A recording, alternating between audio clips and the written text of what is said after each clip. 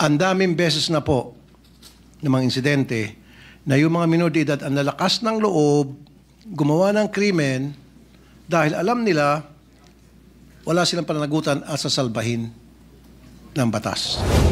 Ito po yung nakakatakot po. Kung ito po ay hindi natin haharapin ngayon, ang sabi nga po ng ibang mga eksperto, baka isipin talaga ng mga bata na okay lang to. Kasi hindi naman tayo makukulong. By my experience in my program, several minors do get involved in criminal activities, and some are even involved in the commission of heinous crimes. The parents and family members of their victims are often left frustrated due to inability to get justice. If we are going to talk about facts, that is a fact. Meron lang po ako yung kwento many years ago. May pumunta sa akin na isang parent from Leyte, if my memory serves me right. Ang kanyang reklamo, yung kanyang 9 years old na anak na babae, ni-rape ng 13 years old na lalaki. After na ma-rape itong 13 years old na lalaki, yung 9 years old na anak niya, kinasuhan, ay dinala sa korte, at anong ginawa ng korte, dahil mayroong Juvenile Justice Act tayo, walang nagawa yung fiscal kundi pakawalan. And then, 2 weeks after, nang rape ulit. Again, pinakawalan. Tinawagan kong piskal. Pasensya na. Yun po yung batas. Kailangan pakawalan. Pangatlong beses, nang rape na naman. Na-high blood po ako dun. Nabalitaan ko. At hindi lang po yung unang insidente na nakarating sa akin na kung saan yung mga minor de edad naging recidivist pa ulit-ulit na lang gumagawa ng heinous crime.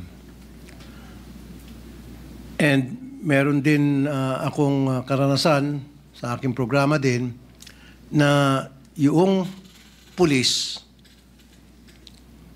pupuntahan yung bahay ng isang magulang dahil yung kanyang anak ay merong ginawang kasalanan. Ang sabi ng nanay agad, sandali lang, alam ko na yan. Pupunta siya sa kanyang cabinet, kukunin yung birth certificate ng kanyang anak dahil minor de edad.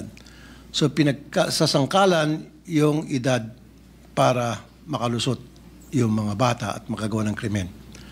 Ang daming beses na po ng mga insidente na yung mga minor de edad ang lalakas ng loob, gumawa ng krimen dahil alam nila wala silang pananagutan at sasalbahin ng batas.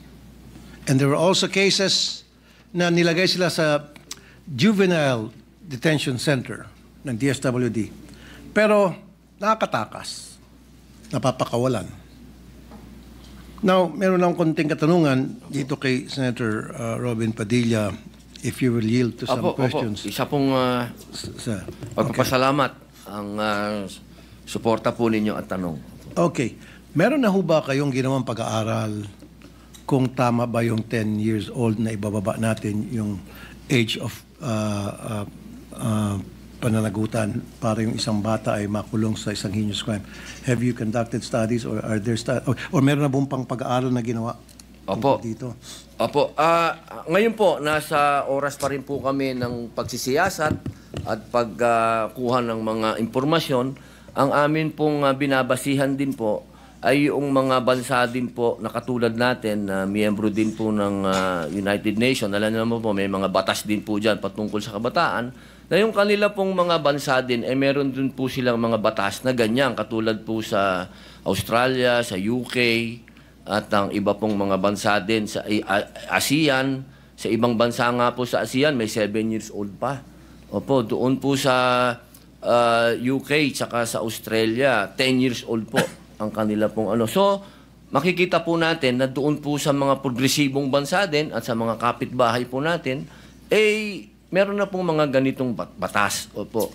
Ang katunayan nga po sa amin pong panukala, hindi rin po namin isinasawalang bahala yung dati pong batas, yung Juvenile Act na yan, sapagkat nakita po namin mapakaganda din po talaga ng batas na ito. Kailangan lamang pong sumabay sa panahon. Okay. Opo. Okay. Yeah, yung binanggit niyo po, may mga batas na yung age of criminal liability ay napakababa. Halimbawa, yung Belize, 7 years old. Botswana, 8 years old. Brunei, 7 years old. India, 7. Kuwait, 7. Yemen, 7. Zimbabwe, 7. China, 12. Hong Kong, 10. Singapore, 10. Sa US, depende sa states. It varies from 11 to 14 years old. Australia, tama ka, 10 years old. Germany, 14. Sa atin, ilan?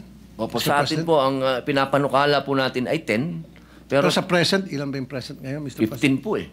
15. 15 So po, pinapanukala medyo nyo 10. 15 pababa, wala po silang obligasyon.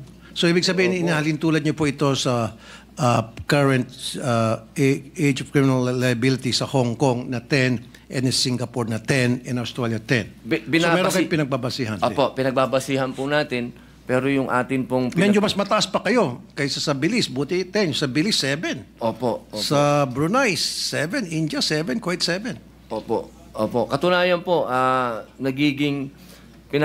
Tinitingnan din po natin yung naratibo lagi noong unang batas. Kasi gusto din po natin... Ako sa totoo lang po, Senator Raffy Idol, talagang nakita ko din po talaga naman na may katwiran yung dating batas, yung batas na umiiral ngayon.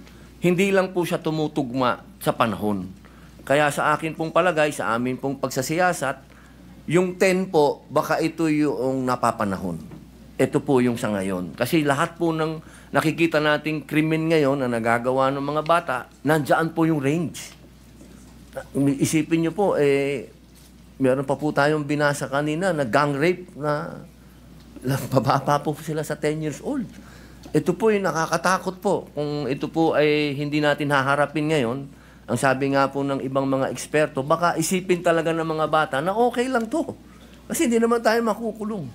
So in other words, Mr. President, yung gusto mo na ibaba from 15 to 10 na age of criminal liability ay yung para sa mga heinous crime lang. Opo. So kung yung sa mga theft, yung nambugbog, nagnakaw, may ginawang kung ano pang kalokohan, basta't hindi heinous, Balik po tayo balik sa original 15. law. So heinous crime lang Opo, talaga. balik po doon sa original law na ginawa po nila. Opo. Thank you, Mr. President. That's all. Maraming salamat po. Thank you, Senator Tulfo, Majority Leader.